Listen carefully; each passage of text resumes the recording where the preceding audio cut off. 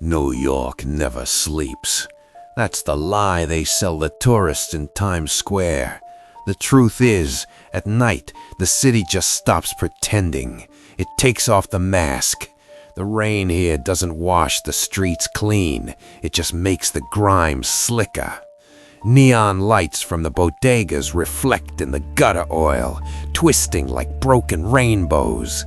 Between the sirens and the steam rising from the manholes, the city breathes, heavy, rattling, like a dying animal in a trap. In this town, power isn't about money anymore. It's not about Wall Street or penthouse suites on Billionaires Row. Real power is illegal. They fear it because they can't tax it and they can't control it. They have different names for him. Fox News calls him an unregistered Class A anomaly. The NYPD calls him the Red Threat. But on the streets, in the projects of the Bronx and the dive bars of Hell's Kitchen, they whisper one name: Redxeron. No one knows his real name. He doesn't even remember it himself. Was he a union guy from Queens? A suit from Midtown? It doesn't matter. That man is dead. It started with a hit. Not destiny, not fate, just a dirty mugging in a blind alley off the Cross Bronx Expressway.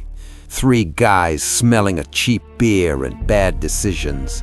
The first punch broke his nose. The second folded him in half.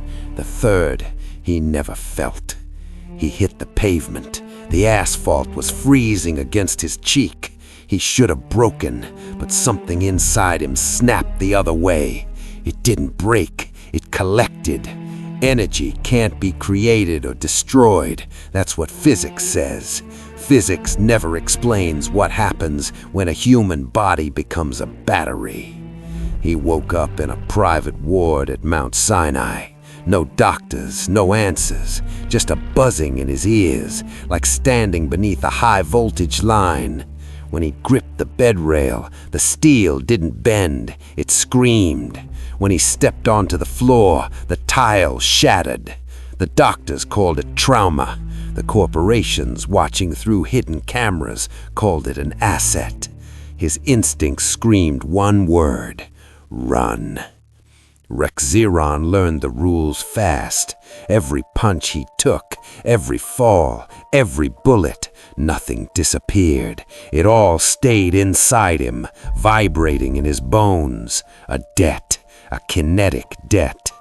The first night he wore the mask, a storm was hammering the East River. 3 men were robbing a pawn shop in Brooklyn. It wasn't heroism, it was noise, and he needed silence. The first bullet hit his chest. It didn't hurt. It felt warm. The energy flooded his system. Second bullet, third. His muscles hardened. He stepped forward, and he released it. They said he used explosives. He didn't. He just returned the debt with interest. The wall imploded. Bodies flew. The pavement cratered beneath his boots. Standing there in the rain, he learned the second rule. If you don't discharge the energy, it'll kill you from the inside. From then on, he fought fast, too fast. His fight was a race. His skin glowed red near the limit. His hands shook. People filmed him. People screamed. They didn't see a hero. They saw a bomb with a broken timer. The Helios Corporation noticed him within a week. They put a bounty on his head. Then they realized hitmen were useless. Bullets only made him stronger. So they sent someone who didn't add energy, someone who erased it. The underground called him Mr. Still, the man who made the world stop. Redxeron felt him before he saw him. The city went quiet. The rain froze in midair. The air turned thick, and at the far end of the high line stood a man, calm as a gravestone. "You're too loud. This city is tired of vibration. It wants silence." Redxeron was fully charged. He lunged, a punch carrying the force of a freight train. It stopped, inches from the man's face. No wall, no barrier, just nothing. All the energy vanished. Redxeron staggered. The emptiness was worse than pain. You see, you think you are power, but you are chaos. You are a glitch. I am the patch. A single push sent Redxeron crashing to the concrete. No absorption, no rebound, just pain. There are things that don't make you stronger. There are things that reset you to zero. After that night, the city changed. Cameras watched harder. Patrols grew aggressive. Officially, Redxeron vanished. Unofficially, he went underground. He trained. He learned control. He learned that he couldn't just endure. He had to choose. But the debt kept growing. Every fight, every rescue, the balance rose.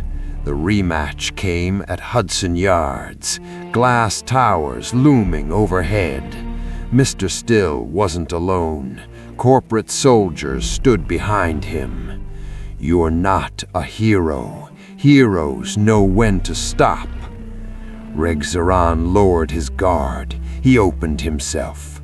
I don't know how. Gunfire erupted. Pain followed, then power. He absorbed it all. Mr. Still reached to drain him again, but Redxeron had learned. You can't punch stillness, but you can shake the world around it. He slammed both fists into the ground. The shockwave tore through the bedrock. Concrete rippled, glass shattered. Stillness broke. When the dust cleared, the plaza was ruined. The soldiers were scattered. Mr. Still was gone. Civilians stared from the shadows, afraid, alive. Redxeron looked up at the sky and understood the truth. He could save the city or destroy it. The difference was one decision. High above, Mr. Still watched and smiled. Because the longer Redxeron fought, the more energy he hoarded, and one day he wouldn't be able to release it. New York took a breath, heavy, rattling, but still breathing. The story was just beginning.